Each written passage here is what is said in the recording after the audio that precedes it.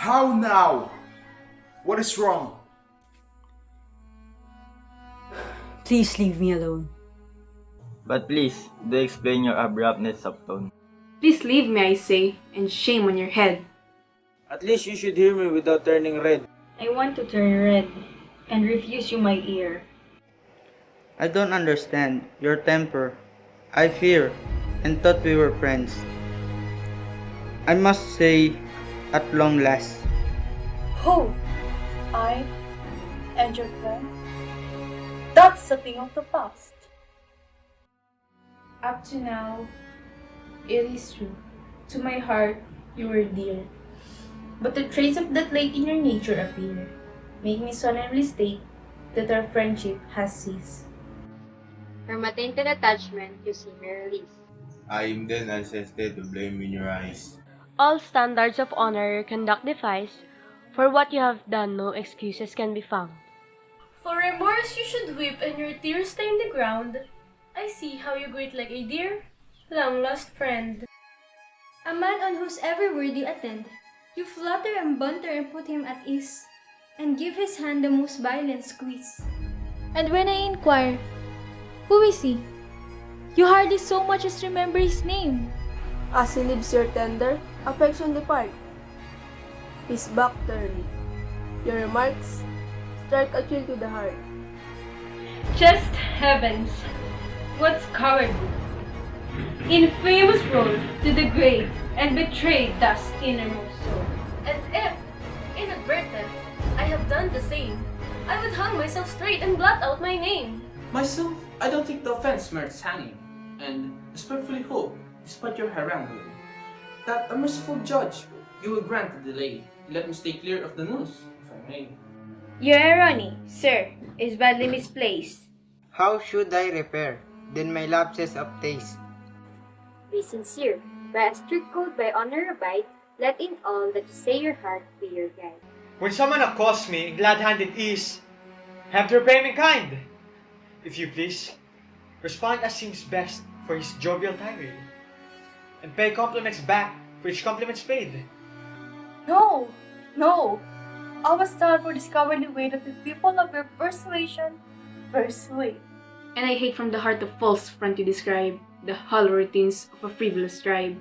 The cordial conveyors of French roots that flatter, obliging dispensers of valueless chatter, who warmly converse while the heart remains cool, and treat thus alike the sage and the fool. What wouldst it if people receive me with zeal, and tenderly talk of the friendship they feel, and commend the way I talk and behave, and then do the same for an errant knave? No, no, and no. Such a prostitute smile will never a true man of honor beguile. Our friendship turns chief of the every intent to cherish the word at large as our friend.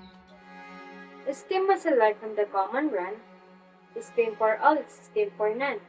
And since you adopt this vice of our age, my affections from you I must disengage.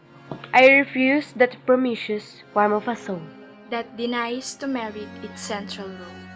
Except wholesale friendship I firmly decline. Who befriends one and all is no friend of mine. But the world expect that we give to our act the civil exterior that custom exact. No. No! We should chastise, upon his detection, with merciless rigor, all bogus affection.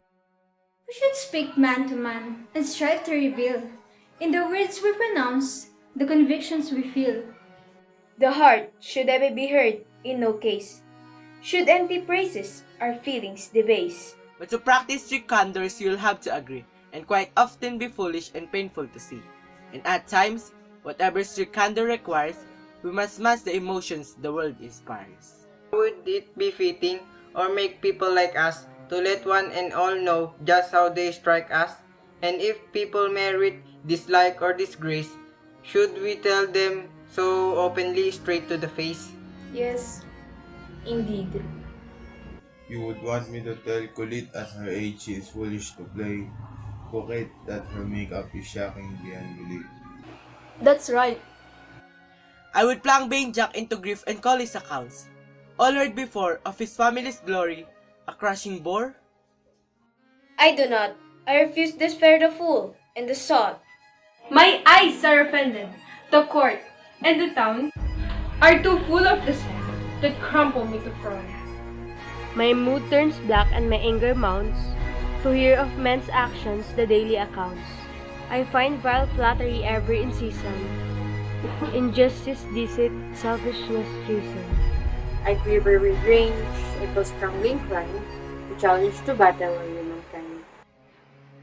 Your high indignation is somewhat naive, and I smile to see you thus chafe and grieve. The world for you will not change its way. And since you believe in frankness, I'll be frank myself. And thus you amuse those you meet, wherever you go. And your fiery anger at Cosmos Pardio has made you the butt of many a joke. Of that, I'm glad. The tribute I treasure. It's a very good sign. It gives me a great pleasure. Many of our times was so vile to my eyes that I will be disturbed if they thought me wise. Your displeasure at human nature is great. I've developed for it a terrible hate. And all poor mortals of every station most equally share in this condemnation. But you surely admit there are those who call. I make no exception. I hate them all. For some are actively bad and do wrong, And the others that stop for this poisonous bomb, and treat them with none of that vigorous scorn. The wise should inspire in the virtuous poor. Such a tolerance of the most species your sort extends to the scuttle I battle in court. behind his mask, the traitor shines true, and everyone knows what the rascal can do. His obsequious manners are clearly contrived. Deceives only those who have newly arrived. It is known that this crook who the hell should be hurled, through grisly employment move up in the world. That his fortune, that grown so tall and so lush, causes merit to grow and virtue to lush. Whatever opprobrious names he is called, hardly anyone seems by his presence appalled. Call him criminal, coward, rogue, thief, and no one will register disbelief. Yet his ear is welcome without his way, and to every circle he works his way. The reward that should be some honest man's pride, to introduce he will snatch from under his eyes. God help and protect us. I'm hurt to the quick when people condone the shady and the slick. And at times the desires for being alone makes me yearn for a desert where man is unknown. Oh dear, let us cease to mourn the world's plight. See human nature, friend your light. As the rigorous critics, its work in dissects, lets you make some allowance for venial effect. Flexible virtue is what the world needs. Strict wisdom too often due measure exceed. Goods enchants extravagance in honor and bids us love virtue, not dote upon her. A code so austere and unforgiving is at odds with the mores of living. It asks too much of mere mortal man,